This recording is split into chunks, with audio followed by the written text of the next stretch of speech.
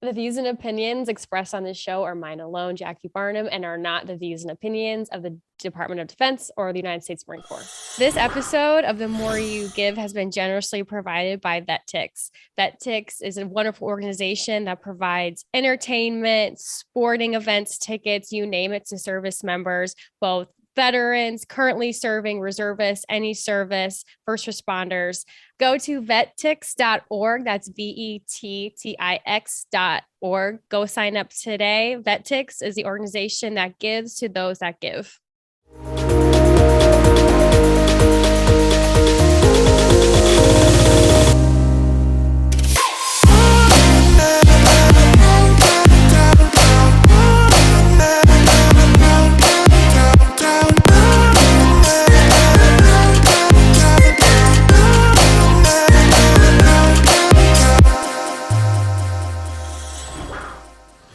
Hello, everyone. Welcome to another episode of The More You Give. I'm your host, Jackie Barnum.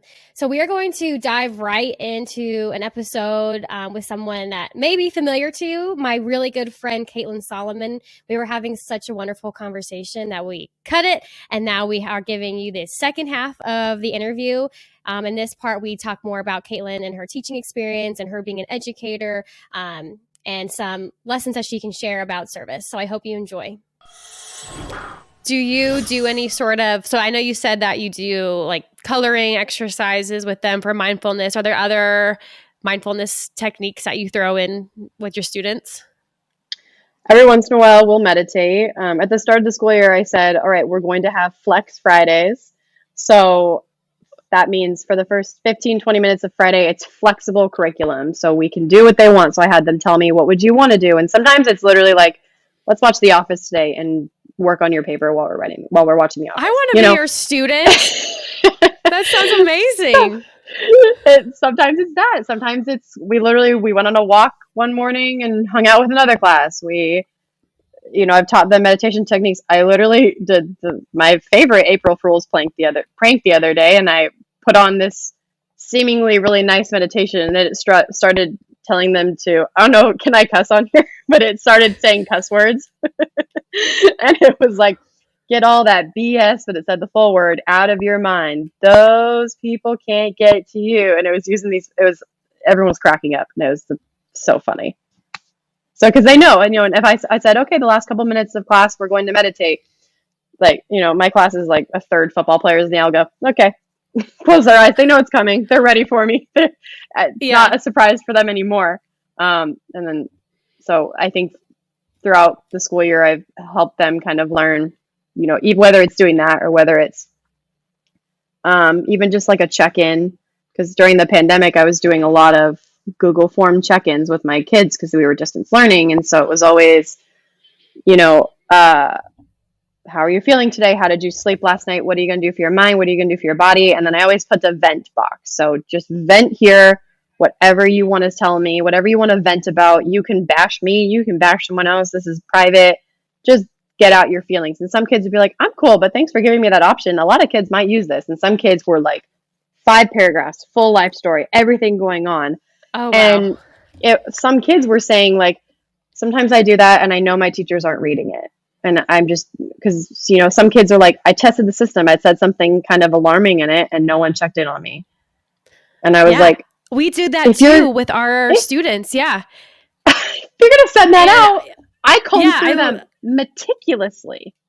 Yeah, that happened once. So we have like our indoctrination period for when our students come in, and every single night they have to do what's called a thought of the day, and they say something good that happened during the day, something bad that happened during the day, and like something they can improve or whatever. And one kid said something very alarming in one of his thoughts of the day, and I immediately like flag it. I have to like tell my boss, and I pulled the kid in and I was like, is this like a serious thought? Like, is this really what you mean? Like, explain this a little bit. And his exact words were, I actually honestly didn't think you would see it. Like, I'm shocked that you actually are talking to me about this right now. I'm like, excuse me, that is me doing my job. So I was like, are you tested? I was like, okay, I just want to make sure you're okay. First of all, that's all I care about. But like, so yeah, I mean, kids assume that we're just like not going to pay attention to them. And I don't know where that comes from. Like, I guess in the past, like, I don't know, but yeah, I read Because those. that's the problem with our education system. And that's it's frustrating to be in it when it feels like no one else cares. You know, I've got select teachers at school with me that are just amazing, and they I look up to so many teachers at my school because it's the school I went to also, and I look up to so many of them and how they truly just love their job. They love their kids and they're genuinely concerned.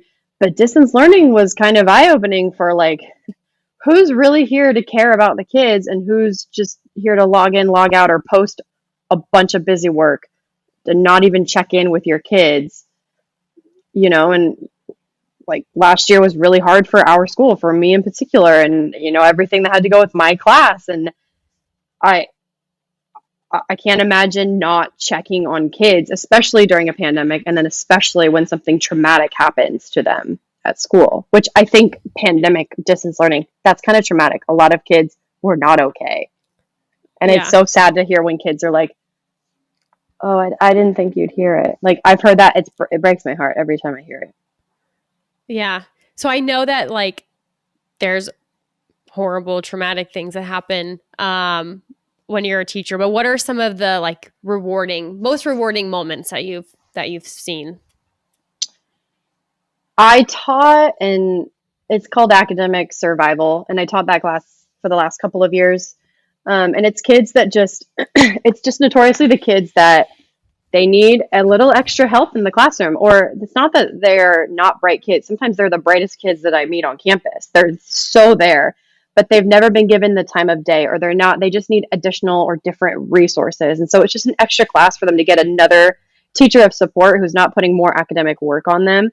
And that class was so rewarding to teach because it, sometimes those kids were never given the time of day in a classroom. And sometimes, you know, they were the kids that even in like October, September of 2020, they were the ones we were giving them access to come to school. So I was not teaching from home. I was at school every day during distance learning last year. Like, I was at school every day. I had kids coming in. I had like 5 kids they sat in my room all day, regardless of what class they were logging into. And it was just me being there, asking questions, and just seeing them succeed at the end of the year. You know, like one student, I was emailing multiple of their teachers and saying like, okay, how can this kid get a higher grade? And I gave them a list, told them exactly what to do. And I think I was like one of the first teachers that this kid actually trusted and felt seen by. And just seeing them succeed and pass all of their classes at the end of the year, like, I got an email going into this last summer. I passed all my classes. Thank you so much. Have a great summer. And I was like, that's, you know, it's the notes on Teacher Appreciation Day. It's, you know, my mentor teacher at school says, this is how we get paid. It's the kids. It's the notes you get from a kid. It's, you know, anytime I give a kid my keys to go get something out of my classroom, they leave a note on I leave all the sticky notes that kids write me of like, half of them call me like Mama Solly. So they all say like, love you, Mom. On my, it says that like all over my whiteboard. Like, I have a full whiteboard that's just messages that kids write to me, and then sticky notes. Anytime a kid writes me a note, I don't think I've ever thrown away a single one. And that's how you get paid. It's those notes. And it's, you know, this year I had a student, she graduated last year, went to college, and then sent me a picture of her presentation in her early education class. And she had a whole slide dedicated to me and why I'm her role model as a teacher, because she wants to be a teacher. And that's why we do it.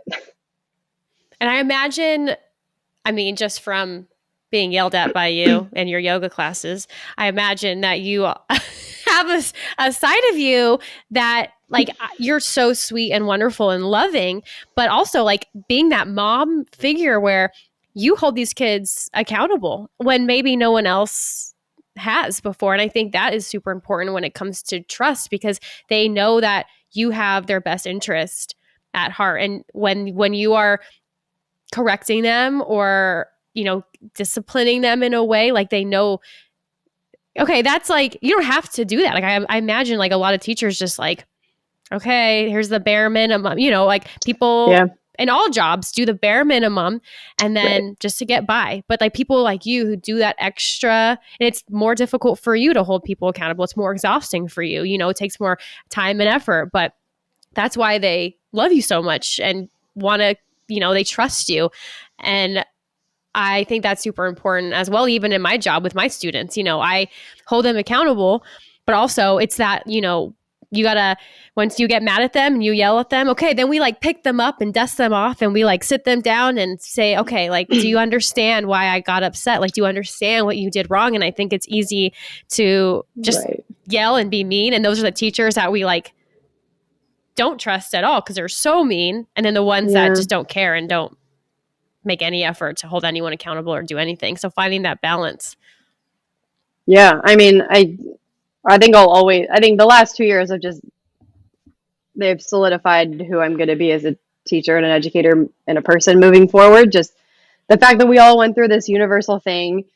My job, was changed so much. The kids were changed so much. And I'm still learning how to figure out I'm only 5 years into education. I'm still trying to figure out my own classroom management. At first, I was like, I just want everyone to like me.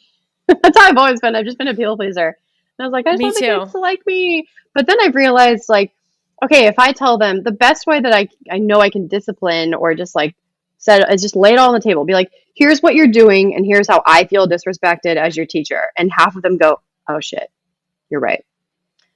And then I get the, hey, sorry, we were crazy. Have a great weekend. Like, all like kids when they walk out of my class, it takes like one or two of those days in a year in one class to, then I have kids that are like, Miss Solomon's talking, can you be quiet? And they like stand up for me, and they kind of regulate themselves, which is kind of funny, and it's like a lesson in and of itself. I'm still refining my skills of like that fine line between like being a confidant for them, but then also being an educator and a teacher and a solid adult in their lives. And I think that's something that I'm going to continue to work on. But if there's a day where it's between, yeah, my first choice is never going to be yell at a kid. It's first going to be like, I want to figure out why you're acting that way. Like, let's Yeah. talk for a second. Like, are you pissed about something else? Are you not doing well in school? Is something going on personally? Like, what's happening that's causing you to do this? Because if I've learned anything, those kids aren't just goofing off just to goof off. That something's going on at home, personally, whatever it is. Some other teachers yelling at them all the time, so they just are over it. And I think it kind of goes back to treating kids like they're actual humans and not just grades on a paper. Yeah, because honestly, I mean, I would say that your job, like, yes, maybe like pen to paper, it says like, Caitlin Solomon, you will teach XYZ subjects. Right. You're in charge of this. You are a coach, but you are creating citizens of the country. Like, you are creating future leaders and future teachers and future everything. Like, that is such a big responsibility. Like, Mm-hmm. I inherit the people that you create because I'm more, I'm have Marines who are 20, 21, 22 year olds. And the Yeah. people like you are the one, like, you mold them. And that is like, yeah, okay, English is important. You know what I mean? But they're not going to remember like every little essay they wrote, but they're going to remember the interactions they had with you and how you treated them. And that's how they're going to approach every job going forward. It's like, well, this is how I was treated. So either I'm going to emulate that or that's not how I want to treat other people. Right. Right. And that, it's not what people say, it's how they make you feel. And that's kind of what I'm going to stand by. And I think the beauty of teaching English is I have the freedom to do what I want. I know throughout the whole year, I have to read at least one book from this section, one book from this section, one play from here. But aside from that, I can teach it how I want. I can incorporate what I want into it. And so, we read 1984. And so I got to talk about surveillance, and you talk about communism and totalitarianism and Stalin and all of them. And then you're like, look at what's happening now. And like, how do you feel about that? And they're like, oh, you're right. And so I can see how that's probably harder to do in a science or a math class, but in English, I can say, okay, we're not going to take a test today. We're going to talk about this, or we're going to watch this relevant video or read this. And you can incorporate the social emotional aspect into your curriculum a lot easier. And I think that's what drew me to English, is the way that I would read Shakespeare and how it would make me feel or make me think about things in a different way other than just the numbers or the things or the formulas on the paper in other classes. Right. And I just imagine who else is talking to them about these things. Depending Yeah. on I the mean, family that they have at home, they may or may not be getting any other kind of exposure other than TikTok, which is not a reliable news source. This just in, no. but that's where And they're getting their news. we were just watching the Grammys last night, and I was like, some of these people are winning because of TikTok, not because they're beating out other people because of social media. This like whole world we're cultivating around it. Oh, it's just like that's also a whole other thing, is you have to take into account the fact that they're sitting like this on their phone all day, inundated with other people's opinions and lives, and then that's how they're comparing their own lives. And sometimes we look at them and, sometimes I look at them and I'm like, are you guys okay? Like I barely grew up with Facebook. I had Facebook in high school. I was only allowed to have it because my mom had it. And I just posted pictures of formal and prom and the vacation we went on. Great. Awesome. Amazing. No one really commented. It's like, but it's a nice little archive of all my pictures. And now you post one thing and then it's just 50 comments about how you look or what you're doing or who you are based on that one little post. And sometimes I look at these kids. I'm like, you guys are just little kids being manipulated by all of this. But last year, I had that was probably one of the most special group of seniors I'll ever teach for many reasons. But one of them, like they were so mature in their emotional like capacity of taking on the world. I would never have thought that I would have been like that in high school. Some of these kids were just like, they were checking in on me. And some of them still do. Some of them will still send me a message and be like, just want to let you know that you're amazing and I hope you have a great day. Like, I get messages like those from former students. I'm like, I should be the one checking on you. Like, what? Yes. But then I'm like, maybe that's just because, like, maybe it's because of what I taught them or what we taught each other. I mean, every day I learn from my students something new. And I think that's the best thing we can do, is not stand on a pedestal as a leader and a teacher and be like, here's my way or the highway. I listen to my kids and it's a two-way conversation. And if I learn something from them that day, that's a good day. Yeah, I had the same thought with my students. I feel like they're so much more mature than I was at that age. Like they are coming to me with questions. I was just like trying to be in the shadows and just not rock the boat ever. But they will come to me and be like, can you be my mentor? Like literally asking me that, because that's like my thing now that I'm preaching. And I'm like, oh my gosh, like I wish that I had your courage and bravery and confidence that you have as an 18-year-old. Like I'm so like proud that they are especially with all the stressors and everything in, noise all around them telling them who and what to be. And then they have the like strength to be like, no, actually like this is what I want to be. And I have those same like revelations where I'm like, oh my gosh, you are so much like better than me. And it makes me so happy. Like that's the point. I think that all the time too. Yeah.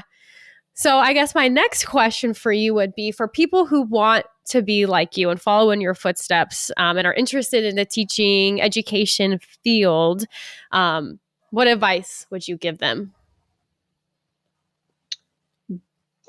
Are you doing it because you love it and you love kids, or are you just doing it because you're knowledgeable on a subject?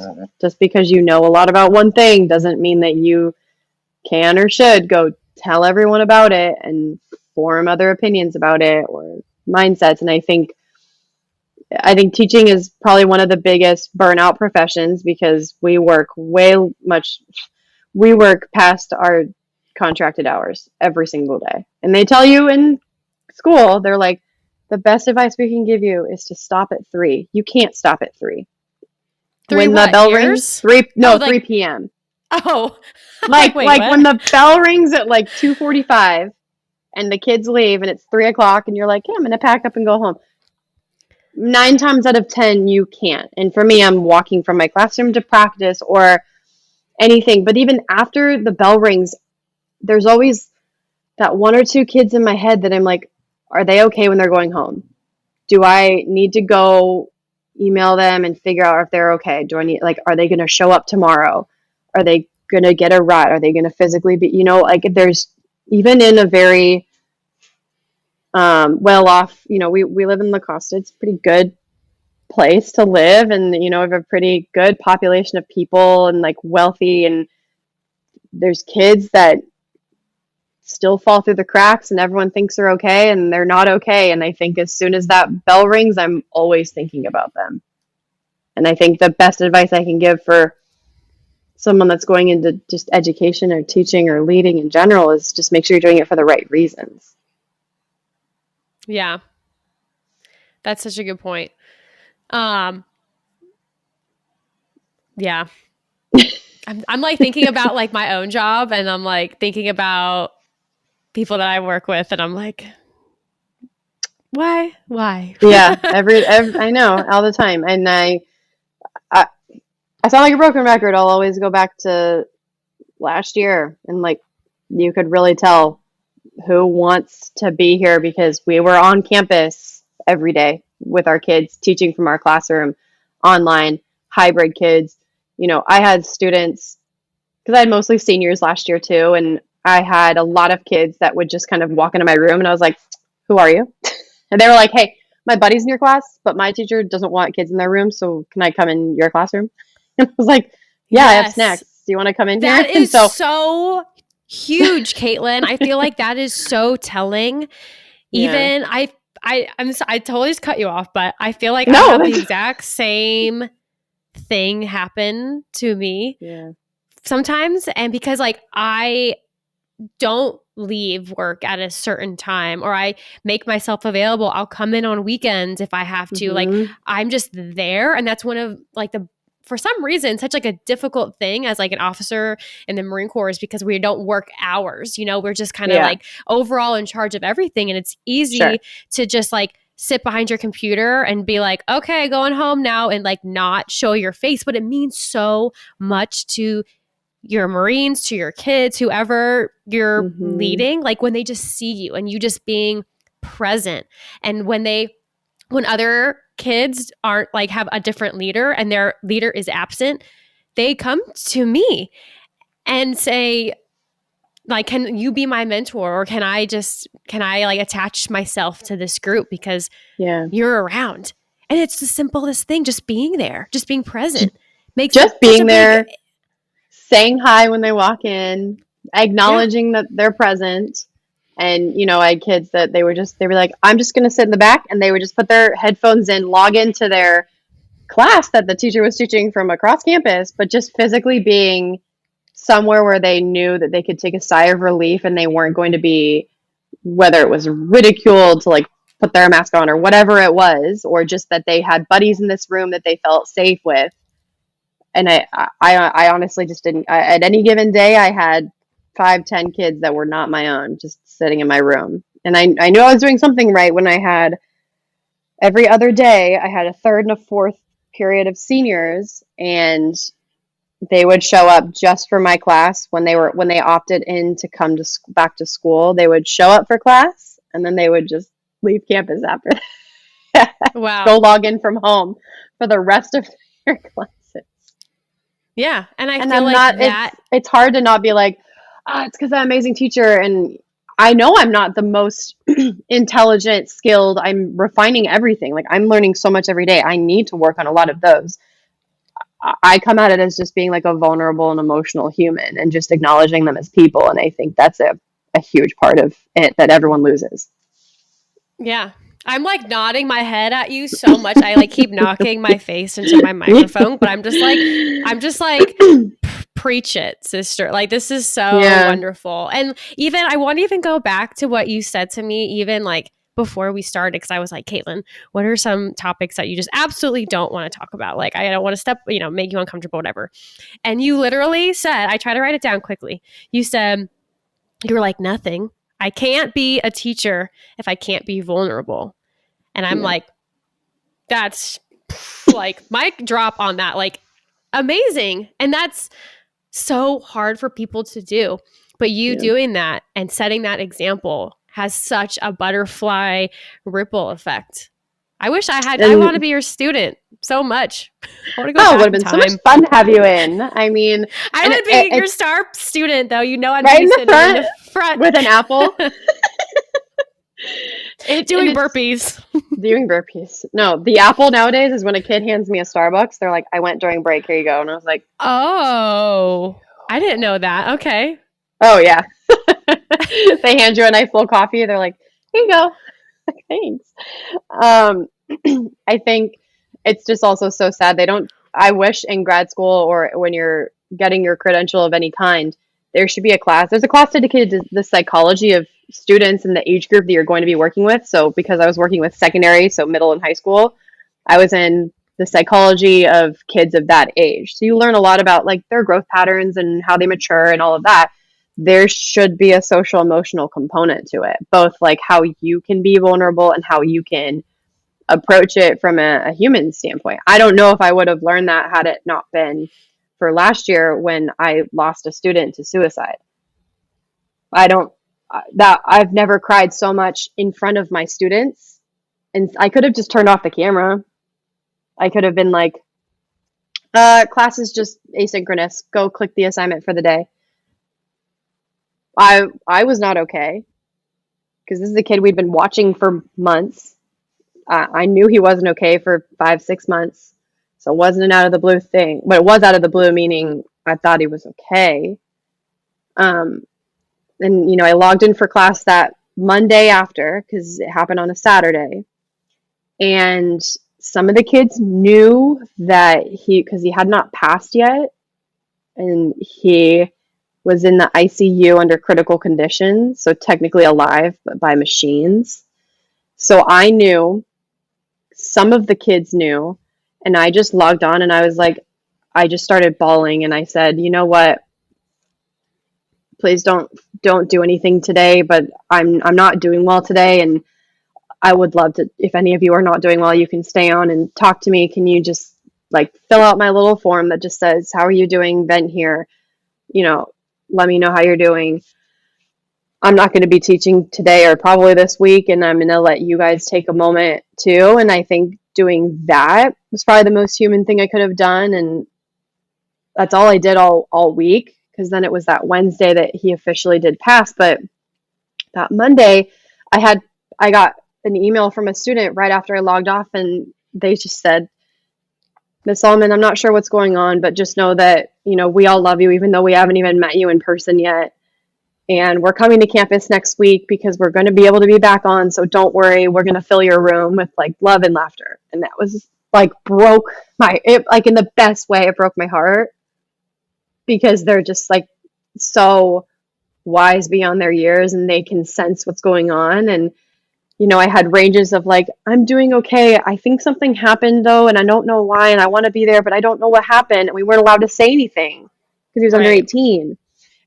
But then his two friends in my class, because he was in that class, and two of his friends just logged on and they said I wasn't there for a friend when I needed to be, or I'm not okay right now at all. And all I could do was just tell their counselor immediately, check in with them all the time. But all week I was like, we're not doing schoolwork.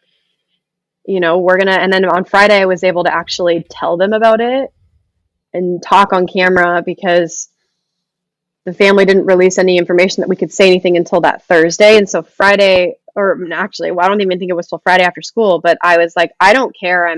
You know, if you as a campus aren't allowed to say anything, that's fine. You don't need to. I'm going to, though, because I can't sit here and pretend like my kids aren't going through something. They lost a classmate. They lost a team. If you're he was on the basketball team. You lose a teammate you've played with for 10 years, that you're not okay. No one's okay, even if it was just a kid that sat next to you in class for a couple of years. I don't think we realized that it doesn't just affect the immediate friends in the student's life. It affected everyone on our campus, even kids that didn't know him, and they didn't know why they weren't okay. But it Right. rocks you when someone in your community is lost that way.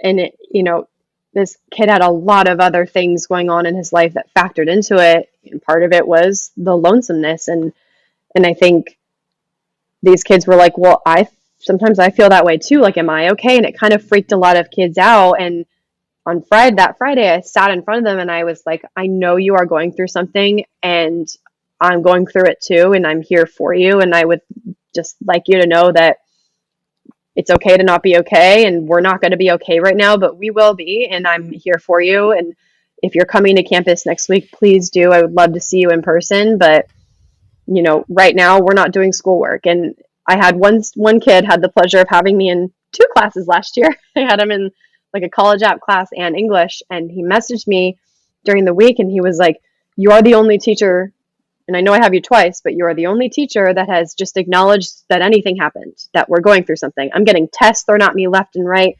I'm getting yelled at for not showing up to class. But you're the only one that it's not just like not assigning things. It's just taking a moment to be like, you are seen and you're heard and you're going through something. And even if Yes. no one else is, like, I see you and I hear you and you're going through something that you should never have to go through. And it's not okay. And we can't do normal life right now. We have to take a second. There's a fine line between when to like move forward with your life, which that was really hard for me to figure out, and when to take a pause, take a breath, let yourself feel it. Right. I think That that's so was, hard. The humanizing, because yeah, again, we want to just push through, power through, everything's fine, and we're fine, we're fine, we're fine. But I think that's what makes you so different from everybody, is that that's what like a leader does. Is a leader is able to have that emotional intelligence to be like, okay, pause. Like we're not, our minds aren't on schoolwork. Like let's take a yeah. And they minute. shouldn't be. Like, you Right. don't. I literally told them, I was like, screw your other classes. I'll email your teachers. Go home and be with your family or go see your friend or go cry in your bed alone. Like, school does not matter right now. And school really is not ever the most important thing. And I think that's more than ever, kids are figuring that out. They're like, grades don't define me, because that was part of this kid's problem is, and that's what I had ultimate anxiety in school is if I didn't get an A, I had a panic attack. And I didn't do it right and I'm not good enough. And that's Yeah. what so many kids are feeling. You get less than one grade and you go, oh my God, I'm not good enough. That's who I am. When that's not who you are. The A or the B, the amount of free throws you hit, the amount of shots you score, the amount of goals you score that in the field, whatever, that's not who you are. You are the whole person that encompasses, that's part of it. It's not your whole identity. And I think that's something I've had to learn. And that's something that I'm working on myself and then teaching my kids too. Yes. All right, It's Caitlin, I have just, one more question for okay. you. I just love talking to you. We could talk all day. However, so so this whole podcast is about, dedicating your life to service. And Mm-hmm. one thing that I want to just pick your brain about is just how have you felt your life become more purposeful and fulfilled since pursuing this career?